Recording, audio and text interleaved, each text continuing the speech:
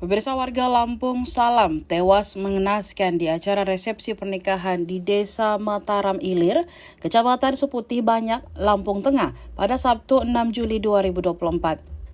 Ternyata Salam tertembak pistol milik anggota DPRD Lampung Tengah, Muhammad Saleh Mukadam alias MKD. MKD diduga tidak sengaja menembak kepala Salam dari jarak dekat.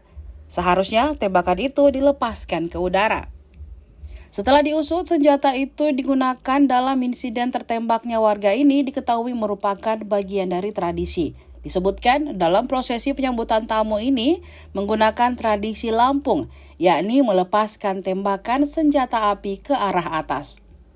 Anggota DPRD yang melepaskan tembakan merupakan tamu undangan keluarga mempelai.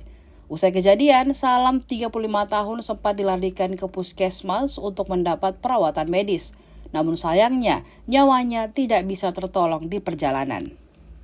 Personel yang turut mengawal TKP mengidentifikasi bahwa Muhammad Saleh Mukadam membawa 3 senjata api.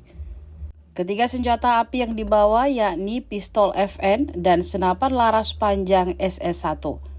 Saat ini, Muhammad Saleh Mukadam telah menyerahkan diri ke Polres Lampung Tengah dan sedang menjalani pemeriksaan. Barang bukti pistol juga telah diamankan pihak kepolisian. Download Tribun X sekarang, menghadirkan lokal menjadi Indonesia.